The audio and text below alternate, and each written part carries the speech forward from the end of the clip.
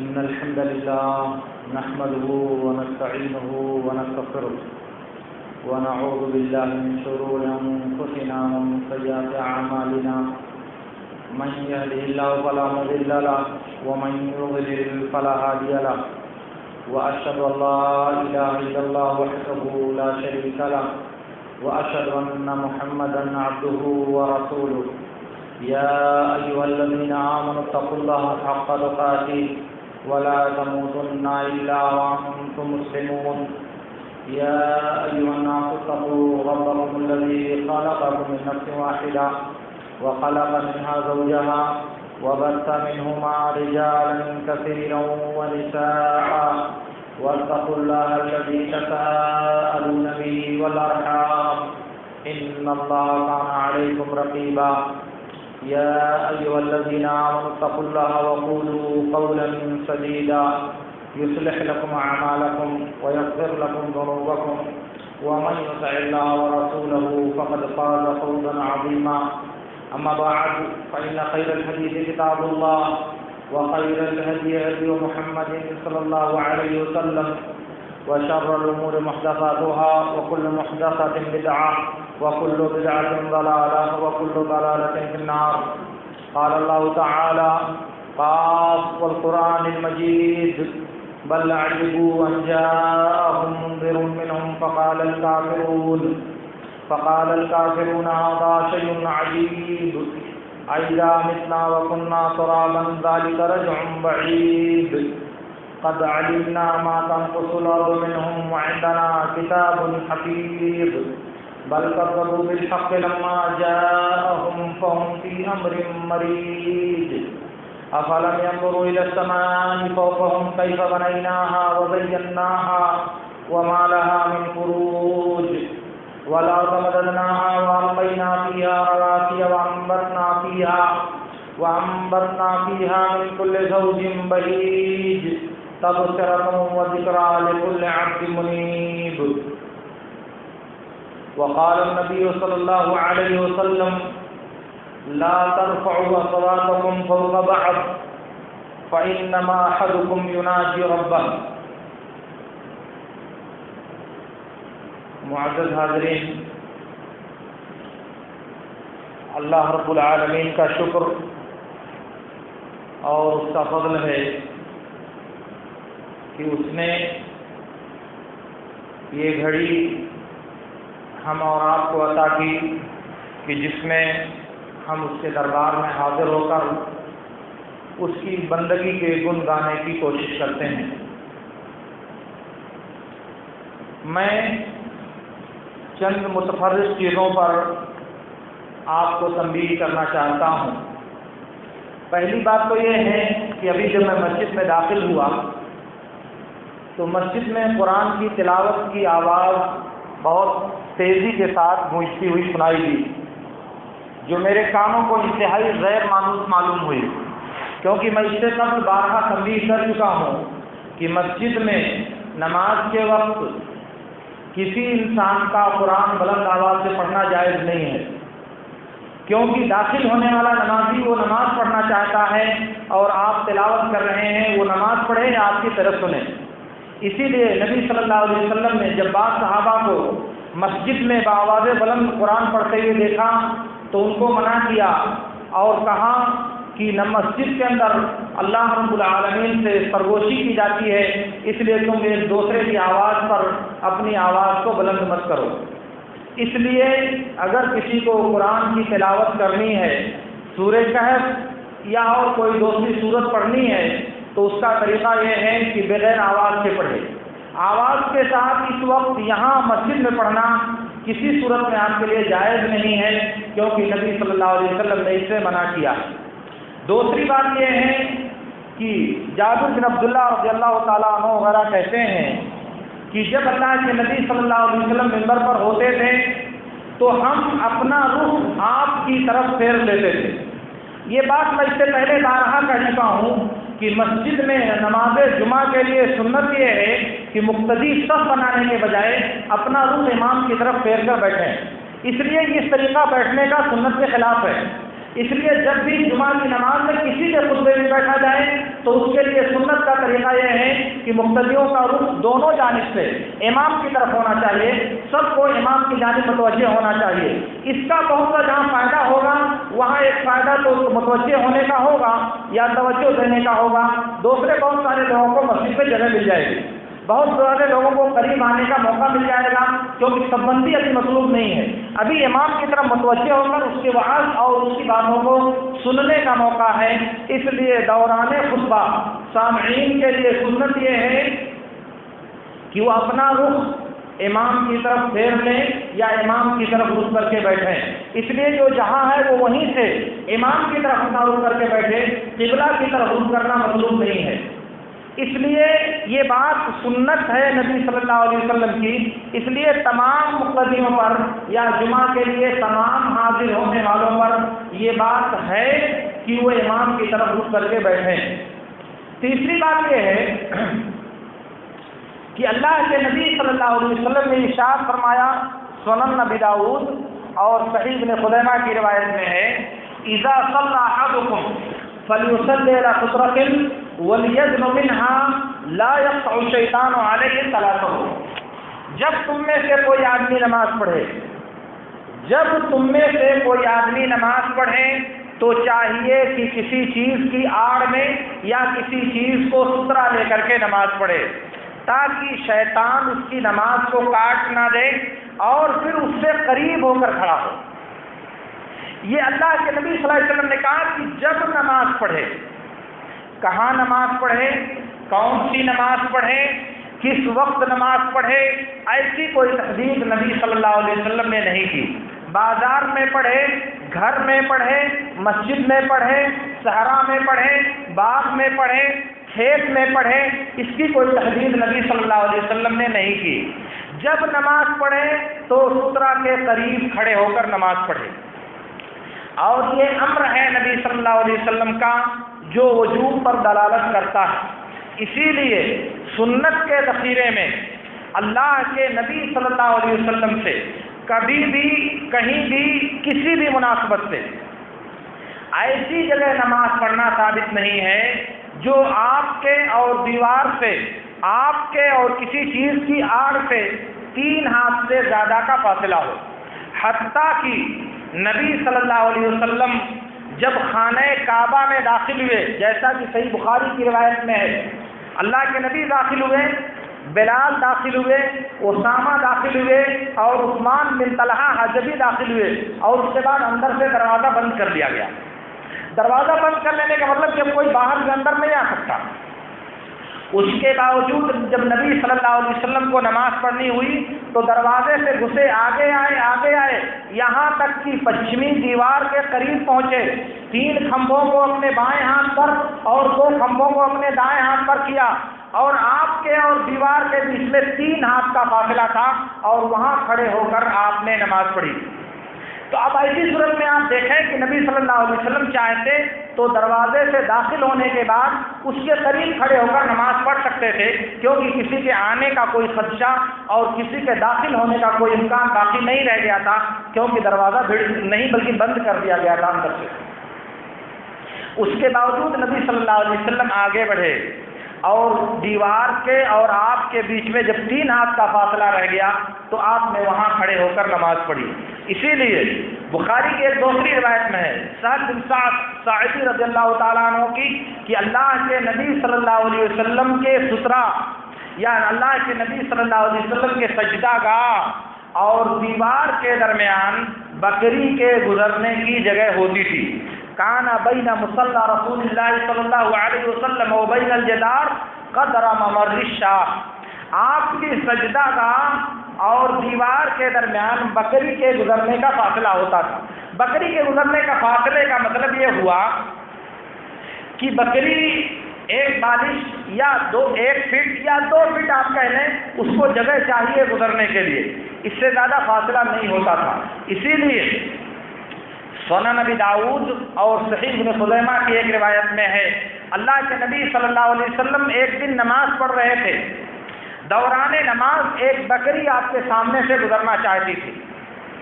آپ نے اس کو گزرنے سے روکا اور روکتے ہوئے آپ آگے بڑھے یہاں تک کہ آپ نے اپنا پیٹ دیوار سے لگا دیا اور بکری پیچھے سے گزرنے پر مجبور ہو گئی۔ تو اگر آپ پیچھے کھڑے ہوتے دوسری اور تیسری صف میں تو کتنی دور تک چل کر کے آتے بکری کو روکنے کے لیے؟ اس کا مطلب یہ ہوا کہ نبی صلی اللہ علیہ وسلم دیوار سے قریب تھے اور آپ کے اور سترہ کے درمیان جب بکری گزرنا چاہ رہی تھی تو آپ نے ہر ممکن صورت میں اس کو گزرنے سے روکا، یہاں تک کہ وہ آپ کے پیچھے سے گزرنے پر مجبور ہو گئی اور گزری، یعنی آپ نے اس کو اپنے سامنے سے گزرنے نہیں دیا۔ یہ نبی صلی اللہ علیہ وسلم کا تعامل ہے اور یہ نبی صلی اللہ علیہ وسلم کے اقوال ہیں۔ البتہ اس کے لیے جو فقہ سلف ہے یا ان نصوص کے لیے جو اللہ کے نبی صلی اللہ علیہ وسلم کے صحابہ کا تعامل ہے وہ آپ سنیں۔ بخاری کی روایت میں ہے، انس بن مالک رضی اللہ تعالی عنہ کہتے ہیں رأیت کبار اصحاب رسول اللہ صلی اللہ علیہ وسلم یبتدرون الی السواری قبل المغرب یصلون رکعتین۔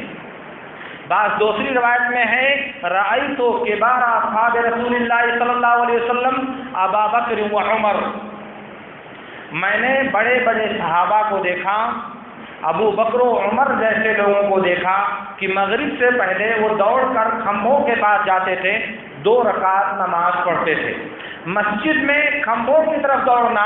اس بات کی دلیل ہے کہ اللہ کے نبی صلی اللہ علیہ وسلم کے صحابہ مسجد میں دیوار سے دور ہو کر، کھمبے سے دور ہو کر یا بغیر سترہ کے نماز نہیں پڑھتے تھے، اسی لیے ان کو جلدی کرنے کی ضرورت پڑتی تھی تاکہ دوسرے سے پہلے کھمبے کے پاس کھڑے ہو کر اس کی آڑ میں یا اسے سترہ بنا کر کے نماز پڑھیں۔ صحیح بخاری کی ایک دوسری روایت میں ہے ابو سعید خدری رضی اللہ تعالیٰ عنہ سے، وہ ایک دن جمعہ کے وقت یا جمعہ کے دن مسجد میں نماز پڑھ رہے تھے کسی چیز کی آڑ میں یا کسی چیز کا سترہ لے کر کے کہ اتنے میں عقبہ بن ابی معیط کے خاندان کا ایک آدمی ان کے سامنے سے گزرنے کی کوشش کرنے لگا۔ مسجد میں جمعہ کے دن نماز پڑھ رہے تھے کہ ایک آدمی ان کے سامنے سے گزرنا چاہتا ہے، انہوں نے اس کو گزرنے سے روکا۔ اس نوجوان نے نظر دوڑائی کہ کوئی دوسرا راستہ مل جائے کہ میں ادھر سے گزر جاؤں، مگر اس کو کوئی دوسری راہ دکھائی نہیں دی۔ پھر دوبارہ ان کے سامنے سے گزرنے کی کوشش کرنے لگا تو انہوں نے اس کو تیزی کے ساتھ زور اور قوت سے اس کو دھکا دیا، یہاں تک کہ وہ اپنی شرمگاہ کے بل زمین پر گر پڑا۔ اور پھر اس کے بعد وہ مروان کے پاس گیا۔ مروان اس وقت مدینے کے گورنر تھے۔ ان سے شکایت کیا کہ مجھے ابو سعید خدری نے ایسے اور ایسے تکلیف دیا ہے، مجھے چوٹ پہنچائی ہے۔ تو اتفاق سے ابو سعید خدری رضی اللہ تعالیٰ عنہ بھی مروان کے پاس پہنچے۔ مروان نے پوچھا کہ ابو سعید یہ کیا معاملہ ہے؟ تو انہوں نے واقعہ بیان کیا اور کہا کہ میں نے ایسا اس لیے کیا ہے کہ میں نے نبی صلی اللہ علیہ وسلم کو فرماتے ہوئے سنا ہے اذا صلى احدكم واراد احد ان يجتاز بين يديه فليدفعه فان ابى فليقاتله فانما هو شيطان۔ دوسرا لفظ ہے فانما هو القرين۔ کہا کہ جب تم میں سے کوئی آدمی کسی چیز کا سترہ لے کر کے کسی چیز کی آڑ میں کھڑے ہو کر نماز پڑھ رہا ہو اور کوئی اس کے سامنے سے گزرنا چاہتا ہو تو اس کو روکے، اگر وہ نہیں مانتا ہے تو اس سے لڑائی کرے، کیونکہ وہ شیطان ہے یا اس کے ساتھ شیطان ہے جو اسے نمازی کے سامنے سے گزرنے پر آمادہ کر رہا ہے۔ تو یہ واقعہ مسجد میں پیش آیا تھا، اس لیے یہ فہم سلف بھی جو نصوص کے ہم معنی ہے اس بات کی متقاضی ہے کہ انسان جب بھی نماز پڑھے اور جہاں بھی نماز پڑھے تو وہ کسی چیز کی آڑ میں اور کسی چیز کی اوٹ میں کھڑے ہو کر نماز پڑھے۔ یہ جو جس چیز کی آڑ لی جائے گی یا جس کو سترہ بنایا جائے گا اس کی بلندی کم سے کم 1 ہاتھ یا اس کے قریب ہونا چاہیے، کم سے کم 1 ہاتھ یا اس کے مانند کوئی بلند چیز ہونی چاہیے کیونکہ صحیح مسلم کی روایت میں ہے اللہ کے رسول صلی اللہ علیہ وسلم سے پوچھا گیا، جیسا کہ ام المومنین عائشہ رضی اللہ تعالی عنہا کہتی ہیں کہ اللہ کے رسول سے غزوہ تبوک میں نمازی کے سترہ کے بارے میں پوچھا گیا تو آپ نے فرمایا مثل مؤخرۃ الرحل، کجاوے کی پچھلی لکڑی کی مانند۔ اونٹ پر جب لوگ بیٹھتے ہیں تو اس پر کرسی کی طرح سے ایک لکڑی رکھی جاتی ہے جس پر سوار آدمی بیٹھتا ہے، اور پیچھے کا حصہ جیسے کرسی پر پڑا ہوتا ہے اس میں لکڑی بڑھا دی جاتی ہے جس پر وہ ٹیک لگاتا ہے۔ ابو داؤد کہتے ہیں اپنی سنن میں کہ اس کی اونچائی 1 ہاتھ کے قریب ہوتی ہے، 1 ہاتھ کے قریب اس کی اونچائی ہوتی ہے۔ یہی اونچائی سترہ کے لیے نمازی کو مطلوب ہے، کیونکہ مصنف عبدالرزاق اور مستدرک حاکم کی صحیح روایت میں ہے صبورہ بن معبد جوہنی رضی اللہ تعالیٰ عنہ کہتے ہیں کہ اللہ کے رسول صلی اللہ علیہ وسلم نے ارشاد فرمایا لِيَسْتَتِرْ أَحَدُكُمْ فِي الصَّلَاةِ وَلَوْ بِسَهْمٍ، چاہیے کہ تم میں ایک آدمی نماز میں سترا کر لے اگرچہ کہ ایک تیر ہی کیوں نہ ہو۔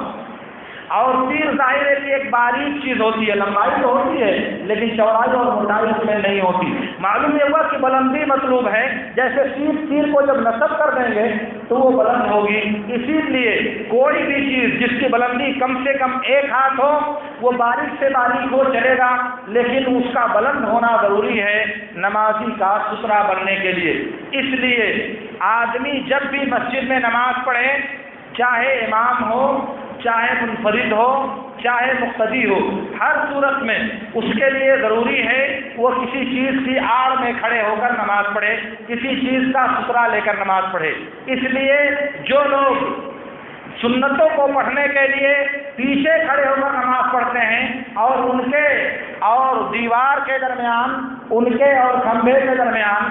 3 ہاتھ سے زیادہ کا فاصلہ ہوتا ہے، وہ گنہگار ہوتے ہیں، کیونکہ نبی صلی اللہ علیہ وسلم کے حکم واجب کی مخالفت کرتے ہیں۔ اور حیرت ناک بات یہ ہے کہ فقہ کی کمی کا نتیجہ یہ ہے کہ آپ پڑھتے ہو سنت اور سنت کی ادائیگی میں ہوتے ہو گنہگار۔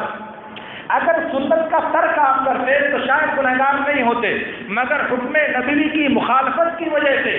آپ کو اللہ رب العالمین گنہگار قرار دے رہا ہے، کیونکہ آپ ایسی جگہ نماز پڑھ رہے ہو جہاں آپ کے سامنے کوئی دیوار، کوئی آڑ، کوئی اور کوئی سترا نہیں پایا جاتا۔ میرے عرض کرنے کا مطلب یہ ہے کہ آپ کے لیے کسی بھی صورت میں یہ جائز نہیں ہے کہ آپ جب سنت کی نماز پڑھیں، مسجد میں پڑھیں،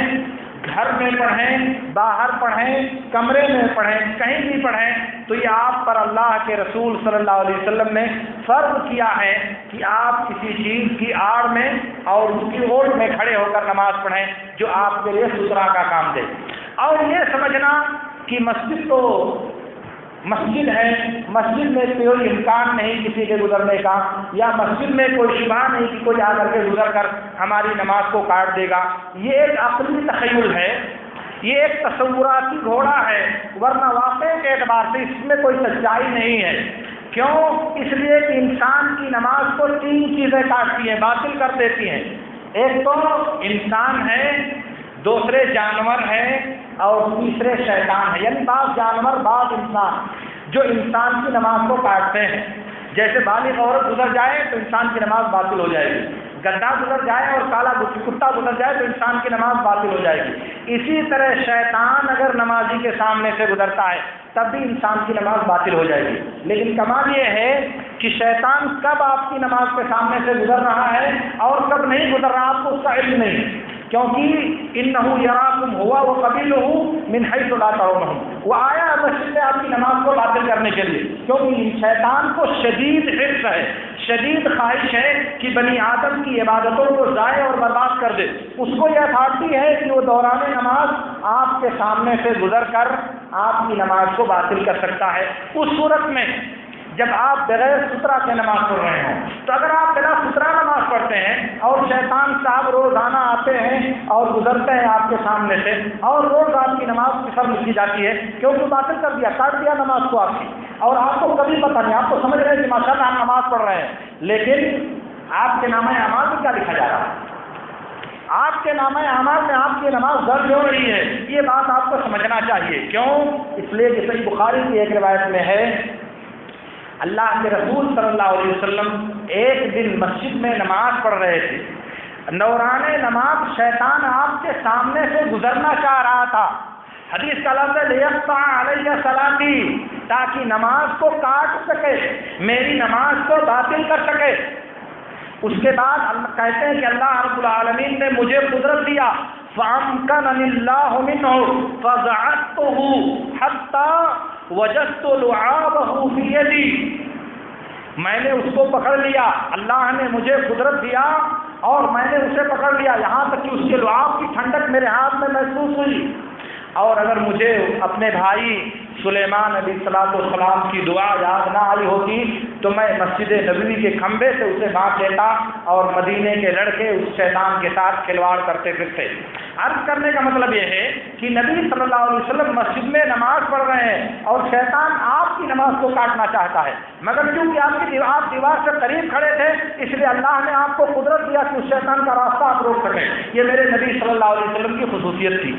اب آپ بتائیں کہ اگر آپ بلا سترا نماز پڑھتے ہیں اور مسلسل وہ اسی طرح سے آپ کے سامنے گزرتا ہے تو آپ کو اللہ نے قدرت نہیں دیا کہ آپ اس کو پکڑ کر روک سکو. نماز کا کیا عالم ہوگا. اور اس سے یہ بات بھی ثابت ہوتی ہے کہ جب آدمی سترا کر کے نماز پڑھتا ہے تو اللہ تعالیٰ شیطان کو نمازی اور سترے کے درمیان گزرنے کی طاقت نہیں دیتا، وہ گزر نہیں سکتا. اور آپ یاد کر لیں، شیطان سے بچاؤ کا، شیطان سے حفاظت کا صرف وہی طریقہ آپ کے لیے درست اور ممکن ہے جو شریعت نے آپ کے لیے مشروع قرار دیا ہے. یعنی شیطان سے بچاؤ صرف اسی صورت میں ممکن ہے جس صورت کو اللہ رب العالمین نے ہمارے لیے بیان فرمایا. نماز کی حفاظت کا طریقہ ہے دیوار یا سترے کے قریب کھڑے ہو کر نماز پڑھنا. کھانے میں شیطان سے حفاظت کا طریقہ یہ ہے کہ بسم اللہ کر کے کھانا شروع کیا جائے. اور گھر میں شیطان سے حفاظت کا طریقہ یہ ہے کہ بسم اللہ کہہ کر کے گھر میں داخل ہوا جائے.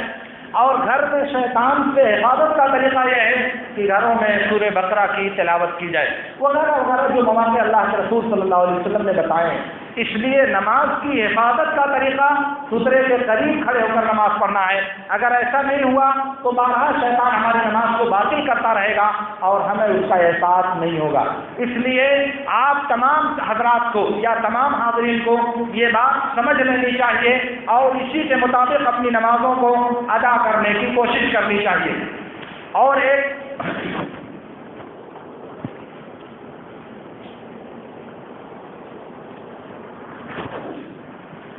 ایک چوتھی بات یہ ہے، صحیح مسلم کی روایت میں ہے، اللہ کے رسول صلی اللہ علیہ وسلم نے سے نقل کیا ہے معاویہ بن ابی سفیان رضی اللہ تعالیٰ عنہ نے کہ اللہ کے نبی صلی اللہ علیہ وسلم نے فرمایا امرنا اللہ نصل صلاۃ بصلاۃ حتی نتکلم او نخرج، ہمیں حکم دیا گیا ہے کہ ہم ایک نماز کو دوسری نماز کے ساتھ نہ ملائیں یہاں تک کہ ہم گفتگو کر لیں یا اس جگہ سے ہٹ جائیں یا مسجد سے نکل جائیں.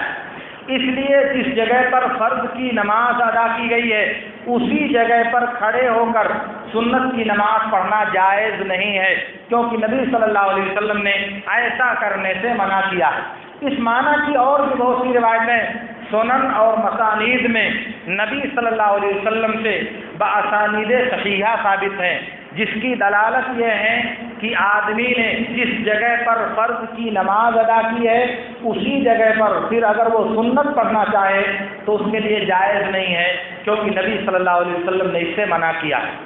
صحیح مسلم کی اسی روایت میں ایک واقعہ ہے، معاویہ رضی اللہ تعالیٰ عنہ کے زمانے خلافت میں ایک مرتبہ وہ مدینے آئے، جمعہ کا خطبہ دیا. جمعہ کے خطبے کے بعد دیکھا کہ مسجد نبوی میں کچھ لوگ فوراً اسی جگہ پر کھڑے ہو کر کے سنت کی ادائیگی کی کوشش کرتے ہیں. معاویہ رضی اللہ تعالیٰ عنہ کو بڑی حیرت ہوئی، کہا کہ آخر اہل مدینہ تمہارے علماء کہاں ہیں؟ تم لوگ اسی جگہ پر فرض نماز کیوں پڑھتے ہو؟ ہم نے اللہ کے نبی صلی اللہ علیہ وسلم کو ایسا فرماتے ہوئے سنا ہے. اور اس میں شاید نوزید کا ایک واقعہ بھی ہے، کیونکہ وہ بال کا گچھا انہوں نے لے کر کے ان کو دکھایا، کہا کہ اس جیسے عمل تمہاری عورتیں کرتی ہیں، اور اس کے بعد وہ انہوں نے بیان کیا. میرے عرض کرنے کا مطلب یہ ہے کہ فرض جس جگہ پر پڑھی گئی ہے اسی جگہ پر کھڑے ہو کر سنت کی نماز ادا کرنے سے نبی صلی اللہ علیہ وسلم نے منع کیا ہے۔ اس لیے کسی کے لیے جائز نہیں ہے کہ جس جگہ پر فرض پڑا ہے اسی جگہ پر سنت کی ادائیگی کرے۔ ہاں، آگے ہو جائے، پیچھے ہو جائے، ہٹ جائے، یا اپنے ساتھی سے کچھ گفتگو کر لے، بات چیت کر لے، السلام علیکم، وعلیکم السلام، کیا حال ہے، کیسے ہیں، کب آئے، آپ سے ملاقات نہیں ہوئی، بہت دن ہو گیا آپ کو دیکھا نہیں، وغیرہ وغیرہ۔ اس کے بعد اگر اسی جگہ پر پڑھتا ہے تب اس میں کوئی حرج نہیں، کیونکہ اس نے گفتگو کر لیا۔ اور پھر اس کے بعد پانچویں یا چھٹی چیز یہ ہے کہ آپ میں سے بہت سے لوگ مسجدوں سے باہر، گزرگاہوں پر اور دوسری جگہوں پر ننگے سر پھرتے ہوئے دکھے جاتے ہیں۔ ننگے سر مسجدوں میں بھی دکھے جاتے ہیں، حتیٰ کہ بے غیرتی کا یہ عالم ہے کہ جمعہ کی نماز کے لیے آتے ہوئے بھی اللہ رب العالمین انہیں توفیق نہیں دیتا کہ وہ اپنے سر کو ڈھک کر مسجد میں حاضر ہوں۔ یہ بے غیرتی کا انتہائی آخری درجہ ہے۔ جمعہ کے دن جس کے لیے تزین کا اور سب سے بہتر کپڑا پہن کر آنے کا حکم دیا گیا ہے، اس کا کوئی اہتمام نہیں، اور جیسے اٹھے ایسے ہی سر کھول کر کے اب مسجد میں داخل ہو گئے۔ آپ سوال کریں گے کہ سر ڈھکنے سے نماز کا کیا تعلق ہے؟ یہ بات آپ کی معقول ہے، کیونکہ مردوں کے لیے سر کے ڈھکنے اور نہ ڈھکنے کا نماز سے کوئی تعلق نہیں ہے۔ مردوں کے لیے نماز میں کندھا ڈھکنا تو فرض ہے، مگر سر ڈھکنے کا حکم اللہ اور اس کے رسول نے مردوں کو نہیں دیا۔ البتہ عورتوں کو سر ڈھکنا فرض قرار دیا ہے۔ کیوں؟ اس لیے کہ اللہ کے نبی صلی اللہ علیہ وسلم نے ارشاد فرمایا، سنن نبی داؤد کی روایت میں ہے، لا يقبل اللہ صلاۃ حائض الا بخمار۔ دوپٹے کے بغیر عورت جب تک عورت دوپٹے سے اپنا سر نہیں ڈھکے تو اس کی نماز قبول نہیں ہوگی۔ تو یہ سر کا ڈھکنا عورت کے لیے ہے، مرد کے لیے نہیں ہے۔ لیکن دنیا میں جہاں انسان زندگی گزارتا ہے اس میں ہر چیز کی کچھ علامتیں، کچھ نشانیاں، کچھ شناخت اور کچھ شعار ہوتے ہیں، ان کی کچھ پہچان ہوتی ہے۔ ہمارے زمانے میں اہل علم کا شعار، اہل علم کی شناخت اور ان کی علامت ہے سر کو ڈھک کر رکھنا۔ سروں کو ڈھک کر رکھنا، ٹوپی، رومال یا کسی اور چیز کے ذریعہ، یہ اہل علم کا شعار اور اہل علم کی علامت ہے۔ اور اس کا جہاں ایک فائدہ یہ ہے کہ اس شعار کی اطلاع ہوتی ہے جس کے ذریعہ لوگ ایک دوسرے کو شناخت کرتے ہیں اور پہچانتے ہیں، وہی ایک فائدہ یہ بھی ہوتا ہے کہ جو اللہ رب العالمین نے علماء اور طلباء کا احترام کرنے کا حکم دیا گیا ہے، حکم دیا ہے، علماء اور طلباء کا اکرام کرنے کا جو حکم دیا ہے، ان کی تعظیم کرنے کا جو حکم دیا ہے، اسے پورا کرنے کے بعد سامنے والے کو آسانی ہے کہ وہ اس حکم کو پورا کر سکے، اور اگر سمجھے وہ کہ اس کا شمار علماء اور طلباء میں ہے تو ان کے ساتھ عزت و احترام کا معاملہ کر سکے۔ ورنہ اس کو دریافت کرنا پڑے گا، اس کو پوچھنا پڑے گا، کیونکہ چہرے پر لکھا ہوا نہیں ہے کہ آپ پڑھنے والے طالب علم ہو یا آپ کا تعلق اہل علم سے ہے۔ وہ آپ کی جو علامتیں ہیں، آپ کے جو لباس ہیں، آپ کی جو وضاحت ہیں، وہ آپ کی شناخت کراتی ہے دنیا کی نظروں میں۔ اس لیے بھی ضروری ہے کہ آپ اپنی شناخت کو برقرار رکھ سکیں، کیونکہ آپ کی تعظیم کا جو حکم اللہ نے دیا ہے اس کو پورا کرنے کے لیے آپ کا یہ عمل معاون اور آپ کا یہ عمل اس کا سبب اور ذریعہ بن رہا ہے۔ اور جس چیز کے ذریعہ ہر وہ سبب جس کے ذریعہ کسی بھلائی تک پہنچا جا سکے تو جو بھلائی کا حکم ہے وہ اس سبب کا بھی حکم ہوتا ہے۔ اگر وہ بھلائی واجب ہے تو یہ سبب واجب ہوگی، اگر وہ بھلائی سنت ہے تو اس سبب کا اپنانا بھی سنت ہوگا۔ بہرحال، اور تیسری بات یہ ہے کہ یہ سروں کو ڈھکنا یہ مسلمانوں کا عموماً قومی شعار ہے، یہ مسلمانوں کی قومی شناخت ہے کہ وہ جب بھی باہر نکلتے ہیں گھر سے باہر وہ کبھی ننگے سر نہیں نکلتے۔ مسلمانوں کے سر چاہے وہ عالم ہو یا جاہل، کبھی بھی اسلامی سماج میں ننگے سر پھرنے کا کوئی رواج موجود نہیں تھا۔ اسی لیے بعض روایتوں میں بسند صحیح ثابت ہے، بالخصوص عمر بن خطاب رضی اللہ تعالیٰ عنہ نے جب مصر کو فتح کیا تھا تو فتح کرنے کے بعد صلح کی جو شرطیں مرتب کی گئی تھی ان میں سے ایک شرط یہ بھی تھی ٹپیوں کے لیے کہ جب تم باہر بازار میں نکلو گے تو ننگے سر نکلو گے، سر ڈھک کر تم بازار باہر نہیں نکلو گے۔ کیوں؟ تاکہ تمہاری مسلمانوں کے ساتھ مشابہت نہ ہو، مسلمانوں کے ساتھ تمہارا اشتباہ نہ ہو، اور کوئی دیکھنے والا تم کو مسلمان نہ سمجھنے کی غلطی کر بیٹھے۔ اس لیے جب تم ننگے سر رہو گے تو دیکھنے والا پہچان لے گا کہ تمہارا تعلق ذمیوں سے ہے، تم اہل اسلام میں سے نہیں ہو۔ تو سروں کا ڈھکنا اور نہ ڈھکنا یہ مسلمانوں کی شناخت اور عدم شناخت کا ذریعہ بنتا تھا اسلامی حکومتوں اور اسلامی خلافتوں میں۔ اسی لیے اگر آپ اسلامی سماج کی تاریخ پڑھیں تو آپ کو 1924 عیسوی سے پہلے کبھی بھی کسی بھی مسلم سماج میں سروں کو ڈھکنے، سروں کو کھلا رکھنے کا اور ننگے سر پھرنے کا کوئی تصور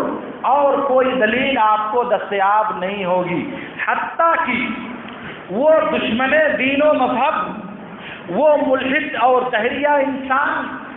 جس نے اپنی بزور قوت یہودی دھرم کو مسلمانوں پر جب مسلط کرنے کی کوشش کیا، جسے دنیا کمال اتا ترک کے نام سے جانتی ہے، تو اس نے بھی ترکیوں کو جب اسلامی خلافت کے الغاء اور اس کے ازالے کے بعد مسلمانوں کے اسلامی شعار کو مٹانے کی کوشش کی تو مسلمانوں کی عربی ٹوپی کو تبدیل کر کے اس نے ہیٹ پہننے کا حکم دیا۔ وہ ہیٹ جسے آج کل بعض لوگ نادانستگی اور نادانی میں استعمال کرتے ہیں، وہ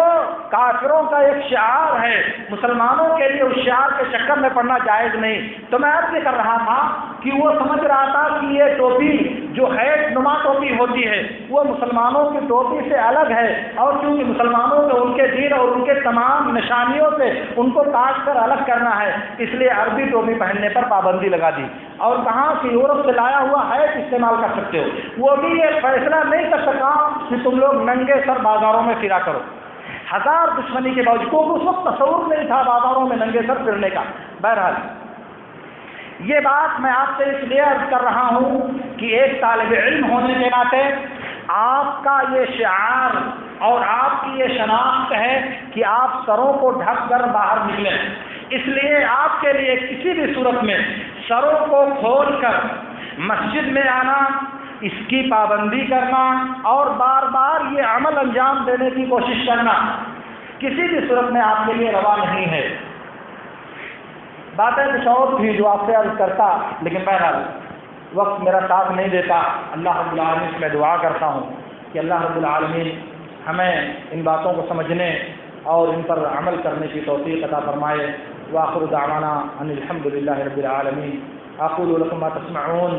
فاستغفروا اللہ لی ولکم۔